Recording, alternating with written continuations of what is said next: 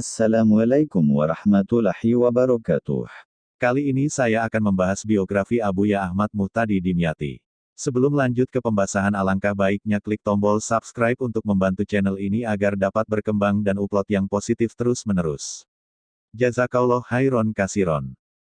Kelahiran Abuya Ahmad Muhtadi Dimyati Al-Bantani atau yang kerap disapa dengan panggilan Abuya Muhtadi Dimyati.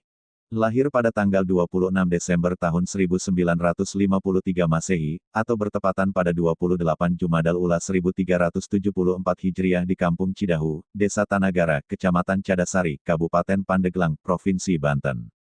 Beliau merupakan putra dari pasangan Kiai Haji Abuya Dimyati bin Kiai Haji Muhammad Amin Al-Bantani dengan Nyai Haji Asma, binti Kiai Haji Abdul Halim Al-Maki. Pendidikan Abuya Muhtadi Dimyati memulai pendidikannya dengan belajar di SR Tanagara. Ketika belajar di SR, beliau diasuh oleh ibundanya, karena ayahandanya Abuya Dimyati Amin pada waktu itu masih siahah, berkelana, di pondok-pondok pesantren di Nusantara sekaligus bersilaturahim, bertabarruk dan tolab pada para ulama sepuh kala itu.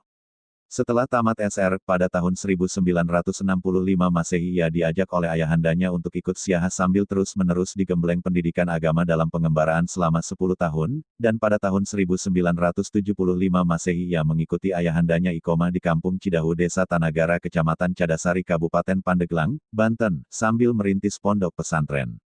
Meski telah memimpin pesantren, bukan berarti ia berhenti belajar kepada ayahandanya, karena sampai akhir hayat ayahandanya pada tanggal 3 Oktober tahun 2003 Masehi atau 7 Syaban 1424 Hijrah, beliau masih tetap belajar dengan menghatamkan banyak kitab ulama salaf dari berbagai cabang ilmu. Dari cabang ilmu tafsir, ia menghatamkan tafsir Ibnu Jarir At-Tabari, tafsir terbesar, dan tafsir Ibnu Katsir. Dari cabang kiroah ia tidak cuma ahli dalam kiroah sab'ah tapi juga ahli dalam kiroah asyarah di samping juga hafiz Al-Quran. Dari cabang ilmu Al-Quran ia menghatamkan Al-Burhan, Al-Itqan dan lain-lain. Dari fan hadits ia menghatamkan kutub as-sitah, dari fan fikih ia sampai menghatamkan Tuhfatul Muhtaj, Muhnil Muhtaj, Asnal Matolib, dan 14 cabang ilmu lainnya. Mendirikan pesantren. Setelah ayahandanya wafat, Abuya Muhtadi Dimyati melanjutkan kepemimpinan pesantren. Beliau menjadi pengasuh di Pondok Pesantren Raudatul Ulum Cidahu, Pandeglang. Membuka majelis taklim. Pada setiap hari terutama hari Sabtu, Ahad dan Senin, di majelis taklim, beliau membuka pengajian, dengan menggunakan bahan kajian berbagai kitab kuning, di antaranya, Kitab Raudlatut Tholibin, Muhnil Muhtaj, Tuhfatul Muhtaj, Nihayatul Muhtaj, Al-Ihkam fi Usulil Ahkam, Al-Gunyah li Tholibi Tarikil Haq, Ihya Ulumidin, Sohih Muslim, An-Nasyir fi Qiraatil Asyir dan lain-lain. Majelis tersebut dihadiri oleh para kiai alim ulama seantero Banten. Gelar-gelar Abuya Muhtadi. Abuya Muhtadi Dimyati adalah sosok ulama yang memiliki banyak gelar, di antaranya 1. Mufti Asy Syafiyah. Gelar tersebut didapat karena beliau sudah menghatamkan dan menguasai 4 kitab pedoman mutaakhirin Asy-Syafiyah, Tuhfatul Muhtaj, Muhnil Muhtaj, Nihayatul Muhtaj, Asnal Matolib, dan Kitab Raudlatut Tholibin, pegangan para mufti. 2. Al-Mutafanin. Karena beliau adalah ulama yang menguasai berbagai ilmu agama.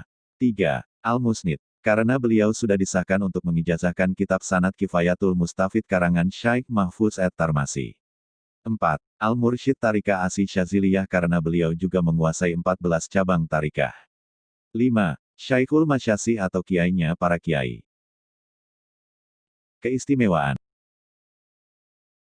Abuya Muhtadi Dimyati adalah seorang ulama yang ahli tirakat, bahkan semenjak umur 18 tahun sampai sekarang beliau masih menjalani saum dahri, puasa setiap hari bertahun-tahun.